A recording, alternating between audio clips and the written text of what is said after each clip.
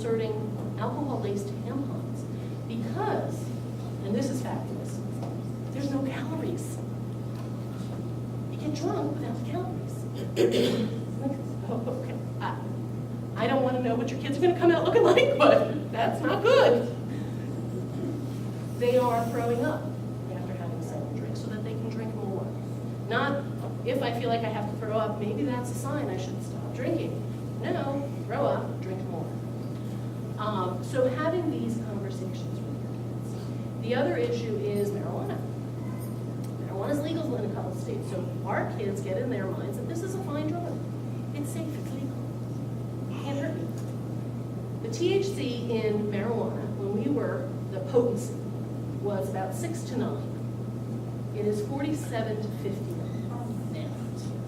It absolutely causes brain changes. It is addictive, and it has a link to, it is a gateway drug, but it also has a link to depression and increases anxiety. Fairfax County, I don't know if you have been told that the research they did on the suicide clusters, over 50% of the students who committed suicide during the suicide cluster, with some kids, like kids, were smoking marijuana on a regular basis. More than half of them were stoned at the time. It's found in their blood.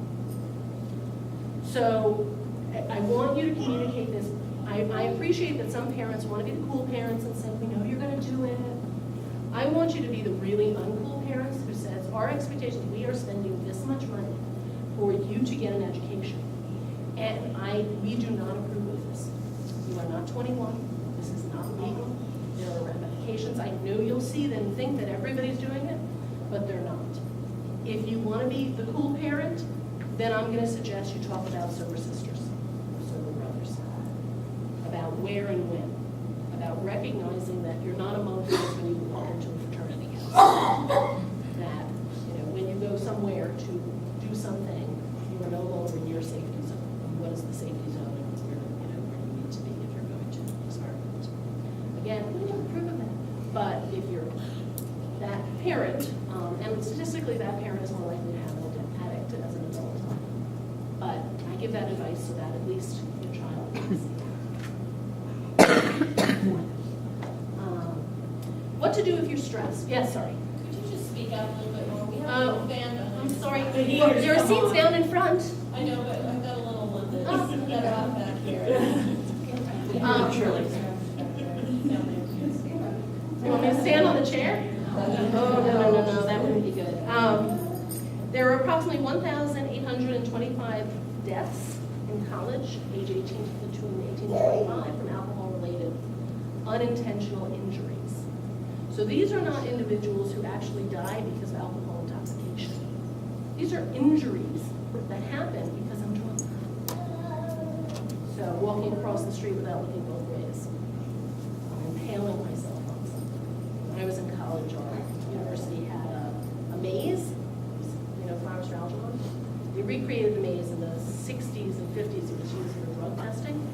So they would give students drugs and then have them run through the maze and see how much they were definite in their functioning. But they kept the maze on campus, and it was a wired fence. So when the kids were drunk, they used to try and climb over because they couldn't get out. And they'd start freaking out. They'd get paranoid. And so kids were like ripping open their stomach because they were drunk and they were just so anxious to get out. So then they made it a wood one. That was better. But 20% of college students meet the criteria for alcohol use disorder. And what that means, what we're going to qualify that as, is they're missing classes, they're unable to do the things they need to do because of alcohol. So that's another thing to bring. If you miss a class because you're hungover, if you fail to hand in an assignment because you're hungover, or because you were partying with her, that is unacceptable. Your job is school. And recognize that getting away with those behaviors in college translates, some of us remember this, to getting away with those behaviors in your first job.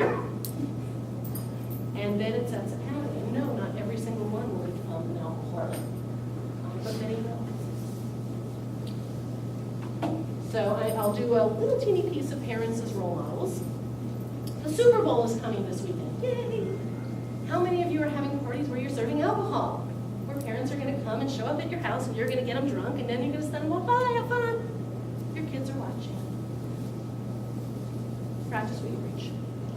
Recognize, I appreciate that we do it, but a teenage brain, because it's unmyelinated, it doesn't see the difference between you having a drink and getting in your car and them having 5 drinks and getting in their car.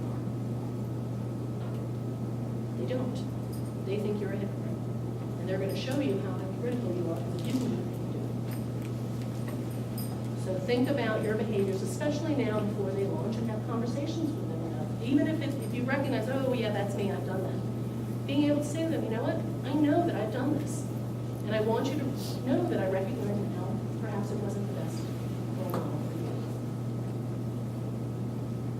you. I talk with parents who are cigarette smokers. I was part of an anti-smoking campaign for kids. And it's really hard to get these smoking parents to tell their kids, don't smoke, because they're addicted. But we came up with language and a program to help them to do that. Emotional. So the chief reasons we have boomerang kids, and I would argue I am in a peer consultation group with 11 other therapists in the McLean area. About 50% of each of our populations is made up of what we call boomerang kids. These are kids that go off to college, launch successfully, and then for whatever reason end up back. Either school wasn't right, or they had an incident in education, a drug incident, college campuses are getting more and more strict. They can't get away with everything you get away with when we were kids. Or academic issues and emotional issues. And I think the chief among them is the emotional issue. So, how to raise an adult by doing I have to read it. But I want to talk about how you discuss with your kids if they're too stressed, too overwhelmed, what to do. And one is, you've all done college visits. How many of you have gone to the College Counseling Center? Really? Oh, come on. Yes, 1, 2, 3. Woo. Okay, go to the College Counseling Center. Walk in the door with your child. Go up to the counter. Hey, what's this building? What do you guys do here? And ask questions. So if my kid is stressed out and freaking out or having problems with their roommate or having an argument with a professor or just having a difficult time navigating anything that happens on campus, can they come here? And how do they make an appointment? And how many appointments can they have? What, do they have to bring cash? What do they do? How do you pay? Ask those questions in front of your kid.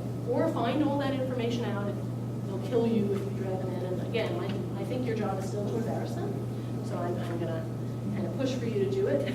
But find out the answers and discuss them with your child. So the other reason you're going to do this is I want you to have that information so when your child calls, if your child calls, and they're freaking out and they're upset. Can you hear me now? Am I doing a little better? Put my cheerleader voice on. I want you to be able to, first you're going to say, oh, that sucks. What are you going to do about that? And then I want you to say, well, I don't know. I kind of recall. Was there a place on campus? I remember there was the cafeteria we went to, and I thought there was something that was like a support service. It's not the one for people with learning disabilities, but something for people who have kind of struggles. Is there something like that on your campus? And then, do they have support for students? What do you do? How do you go about doing that? And encourage them to move into that direction.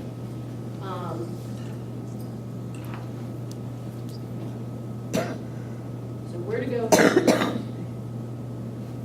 So these are the statistics. They're not pretty, and we know it's a stressful time of life. One of the arguments is that we have, as a society, as a culture, and certainly as parents to some degree, done a bad job of preparing our kids for the emotional sort of roller coaster of life because we want to protect them. So we haven't really let them get bumped up and bruised the way perhaps we did in elementary, middle, and high school to prepare them for the emotional bumps and bruises in college. And now they're going to experience it on their own.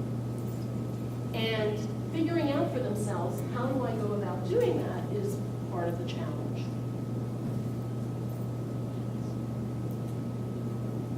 So, a quick coping strategy, and this is also what I want you to use when you're struggling with anything that you encounter in life where you're kind of freaking out. But also, I want you to teach it to your children. And I would also encourage they download Insight Timer, which is my new favorite app. It's a mindfulness app, and it has meditations, and it's all free, and there are thousands of them, and they're uploaded every day. But the first step is mindfulness. Now, I know mindfulness gets a really bad rap these days because we kind of shoved it at you so much. What I want you to think about it in this way for this task is really identifying my feeling. So for students this year, the feeling might be everybody got into their early decision but me. My life sucks. Okay, well, that's not a feeling. What's the feeling? Disappointed. Frustration. Sadness. Embarrassment. And not going that next step to catastrophizing.